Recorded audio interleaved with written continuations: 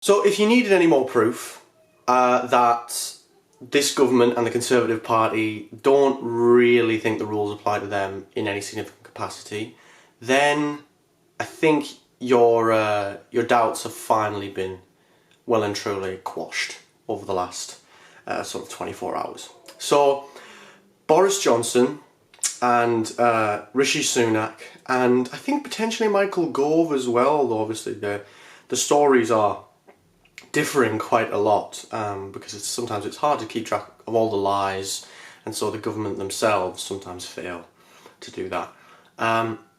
Have of course come into contact very recently with Sajid Javid, the health secretary, who has no qualifications in public health or healthcare at all,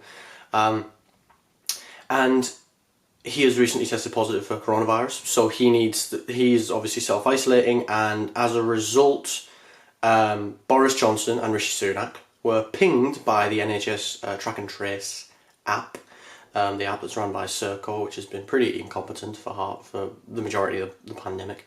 But they were pinged by it, and that meant that they had to self-isolate. However, as it turns out, by an incredible stroke of luck, both the Prime Minister and the Chancellor were just picked at random by this pilot scheme to be getting routine tests every day so they didn't have to self-isolate. So just random people from the public were chosen, and it just so happens that the Chancellor and the Prime Minister got it just when they had come into contact with the Health Secretary. I mean, it's spectacular, isn't it? I mean, what a coincidence. So there's been a lot of people saying, well, okay, well, obviously they're just trying to get out of it, right? Obviously this isn't true.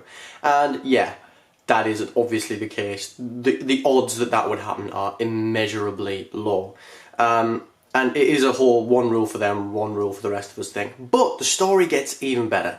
So Boris Johnson and Rishi Sunak now have U-turned after the massive public outrage and being sort of lambasted by Keir Starmer and Angela Rayner and stuff. And lots of journalists have really held them to task on it, took them to task on it, held them accountable. And so they are self-isolating, but Boris Johnson has gone to Chequers, which, if you don't know, is a really lovely old building on a big stretch of land that's sometimes used for ministers and for the Prime Minister and things. And in the space of 30 minutes, this is reported by Pippa Crerar, I'm sorry if I pronounce her name wrong, but she works for the Mirror, and she said this on Twitter, and I think it's a perfect summary of the real kind of the ridiculous levels of dishonesty that we're at with our politicians now. So she said this: in the space of 30 minutes at the lobby, the Prime Minister's official spokesperson says that the PM arrived in Chequers, quote, at the start of the week, end quote. He travelled there, quote, on Friday morning, end quote, and he travelled at 3 PM on Friday afternoon. So, not really sure how that works. Boris Johnson arrived in Chequers at the start of the week, but also on Friday morning, but also on Friday afternoon. He arrived at the start of the week, but travelled there on Friday morning and travelled there on Friday afternoon. So he wasn't even there by Friday afternoon.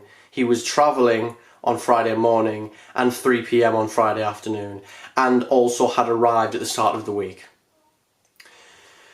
So that whole menagerie of deceit is is a perfect little encapsulation of the modern Conservative Party, and generally politicians in the UK today, isn't it? And in many other countries as well. You know, there is no real need to be consistent at all, because there seems to be absolutely zero repercussions for lying and for manipulating and for deliberately misleading the public. And of course, Boris Johnson, the reason why he went to Chequers is because it's a lovely, massive place. I mean, I think it's, you know, it's this huge plot of land, and it's a very, very pleasant place to be. So I think he probably wanted to be there rather than at Downing Street or wherever it was he was at the time. Unfortunately, as Angela Rayner pointed out in a really good tweet, is this. She said, during your made-up pilot scheme, Boris Johnson, were you told to isolate in Downing Street but then travel to Chequers because you'd rather isolate with some tennis, croquet and swimming? Yes, all of those things, all of those amenities, not even amenities, all of those really fun things are available to Boris Johnson at Chequers. My constituents don't get to do that. One rule for them, as usual. A surprising bit of robust opposition from the Labour Party there. Angela Rayner is generally better at that kind of thing than Keir Starmer is anyway, but he has commented on the issue. This is it's one of those times where you almost can't quite believe it. Clearly, government ministers don't think that the rules apply to them. They just don't. They don't care. And I think they either think that everyone in the general public is just an idiot, or they understand that a lot of people will get that, you know, this whole thing is just a bunch of lies, but they won't care. And I'm not sure which is worse. So there you have it. You know, we have a government that just lies constantly and thinks it's above all of us, when in reality they are supposed to be public servants. They're supposed to work for us, not for themselves, not for their wealthy and well-connected mates.